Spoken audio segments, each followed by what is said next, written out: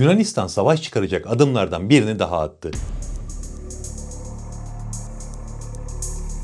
Geçtiğimiz günlerde Greek City Times başta olmak üzere Yunan medyasında çok kritik bir haber servis edildi. Yunanistan, İsrail menşeli Spike-Elnos füze sistemlerini Doğu Adalar Denizi adaları ve Meriç bölgesinde tam kapasiteyle devreye aldı. Tam kapasite ifadesi askeri literatürde basit bir deneme süreci değil. Bu, silahın namlusunun dolu, operatörünün hazır ve tetiğin her an çekilebilecek durumda olduğu anlamına gelir. Peki Atina yönetimi ne yapmaya çalışıyor? İsrail'den yüz milyonlarca dolar dökerek aldıkları bu sistemler sıradan bir savunma hamlesi mi? Yoksa Türkiye'ye karşı hazırlanmış sinsi bir tuzağın parçası mı? Bu videoda Adalar Denizi'ndeki dengeleri sarsan bu gelişmeyi en ince detayına kadar inceleyeceğiz. Bu füzelerin konuşlandığı adalar hangileri? Kaş'ın, Bodrum'un, Çeşme'nin hemen karşısındaki bu sistemler sınırlarımızı vurabilirler mi? Ve en önemlisi Türk Silahlı Kuvvetleri bu tehdide karşı bir çözüme sahip mi? Konuşulacak çok şey var. O yüzden hazırsanız daha fazla uzatmadan başlayalım.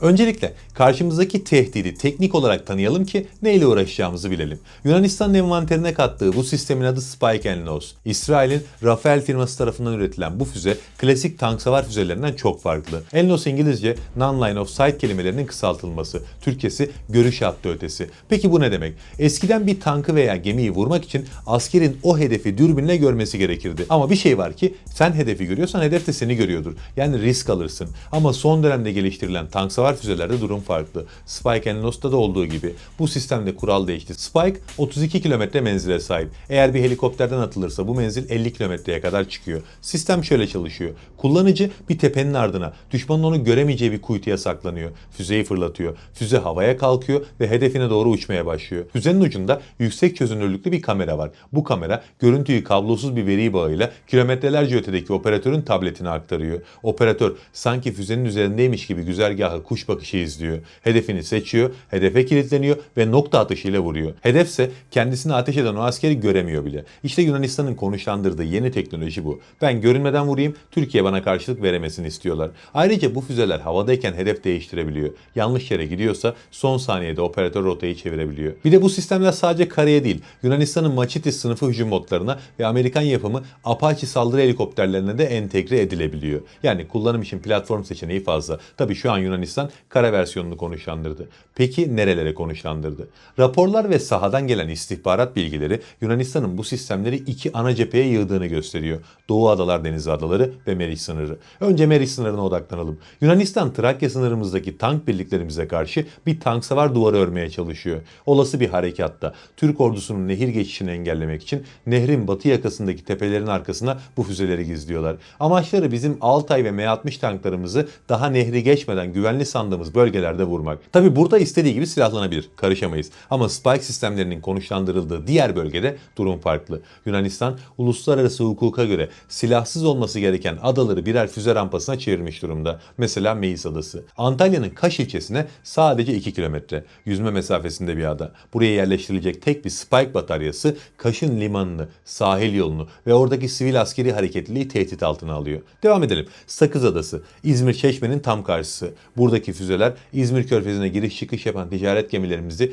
donanmamızı gözetliyor. Sisam ve İstanköy adalarındaki hazırlık Aydın ve Bodrum kıyılarımızı hedef alıyor. Ve Rodos, Doğu Akdeniz'e açılan kapımız. Burada konuştuğum Machitis sınıfı gunbotlar ve Mark 4 botlarının bu füzelerle donatılarak adaların koylarına saklanacağı belirtiliyor. Yani vurkaç yapmak için pusuya yatmış durumdalar. Yunan Savunma Bakanı Nikos Dendias Adalar Denizi'ni füzelerle kapatacağız demişti ya. İşte o projenin bir ayağı da bu. Peki 32 kilometre menzilli bir füze koca bir Türk ordusuna ne yapabilir? Bu soruyu illaki sormuşsunuzdur. Yanlış bir soru da olmaz ama tavsiyem bu tarz silahları ne gözünüzde büyütün ne de hafife alın. Asimetrik savaşta küçük bir füze bazen büyük zararlar verebilir ve bu füzeler özellikle donanma unsurlarımızı hedef alacak. Biz güçlü bir donanmaya sahibiz. TCG Anadolu gibi dünyanın ilk SİHA gemisine sahibiz. Sürekli yeni savaş gemileri inşa ediyoruz. Çevremizdeki denizlerin tamamını da düşünsek bizim donanmamızdan daha güçlü bir donanma yok. Zaten bu yüzden Yunanistan aldığı her sistemi mutlaka Türk donanmasına karşı kullanmayı hesap ederek gelerek alır. Burada da Yunanistan'ın planı şu. Adalar Denizi'nin binlerce adası ve kayalığı var. Bu füzelerle donatılmış küçük botları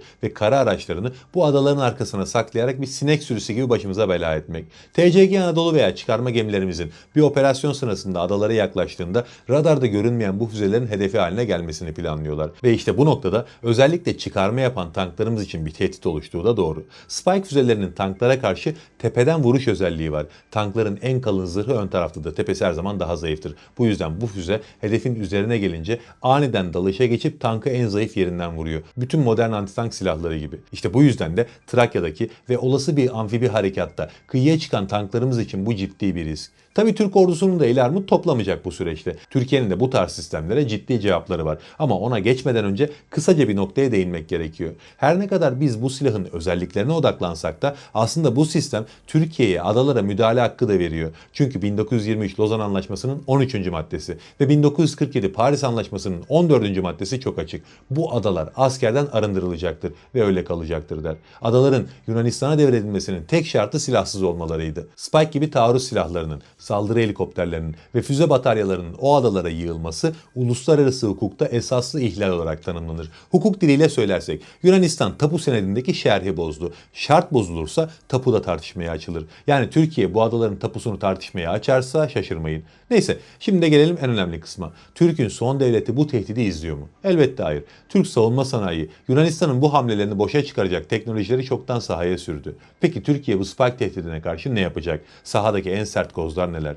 Birincisi, Türkiye'nin elektronik harple köreltme yeteneği. Spike füzesinin en büyük zayıflığı operatörle arasındaki kablosuz veri bağı. Eğer o bağ koparsa füze kör olur. İşte burada sahneye de Koral ve Redet 2 sistemleri çıkıyor. Türk ordusu Adalar Denizi'nde kıyılarımıza konuşlandırdığı bu elektronik harp sistemleriyle düşmanın iletişimini kesebilir. Füzelerin sinyallerini karıştırabilir. Operatörün ekranı karardığı anda o milyon dolarlık füze bir demir yığınından farksız hale gelir. İkinci önemli koz da Türkiye'nin silahlı insansız hava araçları. Yunanistan o füzeleri adaların arkasına saklıyor dedik. Ama bizim Akıncı ve Aksungur gibi efsanelerimiz var. Yüksek irtifadan, düşmanın menziline girmeden MAM-T ve Çakır füzeleriyle o bataryaları tespit edildiği anda imha etme kabiliyetine sahibiz. Yunanistan 32 kilometre menzille övünürken bizim SİHA'larımız yüzlerce kilometre öteden nokta atışı yapabiliyor. Üçüncüsü de Türkiye'nin balistik füze potansiyeli. Tayfun füzemiz 500 kilometreye aşan menziliyle o füzelerin atıldığı üsleri Yunan anakarasındaki komuta merkezlerini bile yerle bir edecek güce sahip. Yunanistan'ın Lora füzesi alma çabası da bizim Tayfun korkusundan zaten.